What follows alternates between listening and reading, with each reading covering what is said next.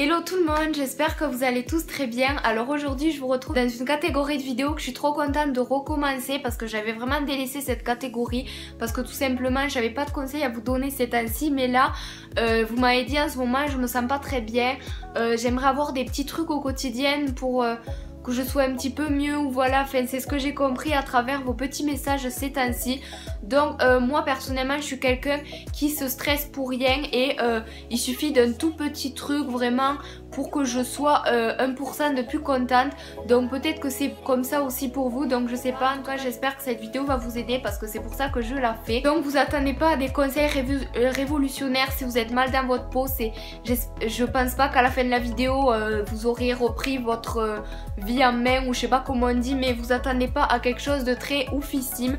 Je vais vous donner vraiment 5 mini conseils, 5 petits trucs qui moi me font me sentir mieux, donc peut-être que vous aussi. Toute première chose, ça peut paraître très bête, mais c'est de pas avoir les cheveux dans les yeux.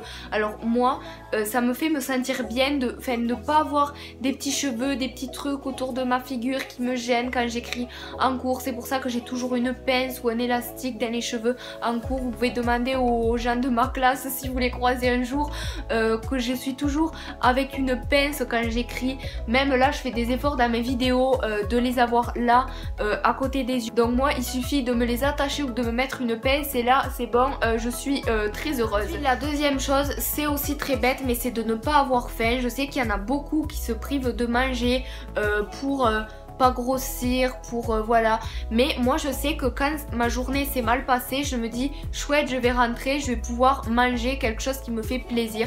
Donc je vous dis pas de manger 15 paquets de gâteaux, mais si ça vous fait du bien de manger des petits gâteaux, des petits trucs de temps en temps, enfin moi c'est ce que je fais. Je suis pas la plus maigre ni la plus grosse, mais je peux vous dire que moi je suis quelqu'un qui prend beaucoup au niveau des cuisses et des hanches à chaque fois que je mange n'importe quoi, mais je peux vous dire que moi de temps en temps ça m'arrive de manger un gâteau et c'est pas pour ça que je suis obèse.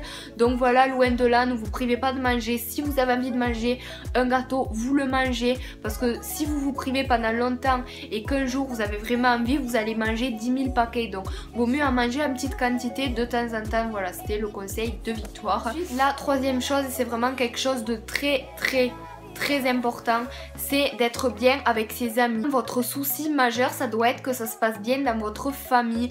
Je sais que je dis ça alors que je me dispute tout le temps avec ma famille, mais bon, ma famille je l'aime, même si je le montre peut-être pas tout le temps, mais vraiment la famille c'est le plus important. Les amis ça passe après, on choisit pas sa famille, mais ses amis on peut les choisir. Donc choisissez vos amis, restez avec des gens avec qui vous vous sentez bien, avec des gens qui vous apportent des choses, enfin voilà, ne vous laissez pas embêter par des abrutis ou des gens qui viennent vous faire chier. Enfin voilà, faut vraiment que ça se passe bien. Quand vous allez au collège, au lycée, à l'école, il faut que vous vous sentez bien, il faut que vous ayez envie d'y aller, et moi c'est important que ça se passe bien avec mes amis parce que c'est bon. Moi il y a des moments où ça s'est très mal passé, j'ai dit donc c'est bon, là c'est fini. Même si je me suis retrouvée toute seule pendant un certain nombre de moments, je m'en fiche. Moi je suis bien avec mes amis, même si j'en ai pas beaucoup. Le quatrième conseil, après être bien avec ses amis, être bien dans son corps, dans ses habits, je veux parler. Donc moi je mets beaucoup de slim serré, des trucs comme ça, mais je mets tout le temps des hauts quand même assez larges. Je veux vraiment être bien dans ce que je porte. Je veux pas qu'il y ait quelque chose qui me fasse transpirer, qui me gratte, qui est pénible à porter. Enfin vraiment je veux quelque chose où je me sens bien. Vraiment, quand vous faites du shopping, essayez, regardez les étiquettes, même si c'est pénible, regardez si c'est du coton, regardez si c'est doux. Vraiment mettez-vous dans la cabine et faites comme si vous étiez dans la rue. Est-ce que je porterai ça tous les jours? Est-ce que vraiment je suis à l'aise? Et moi c'est les questions que je me pose quand je suis dans la cabine d'essayage, et c'est pour ça que je prends du temps.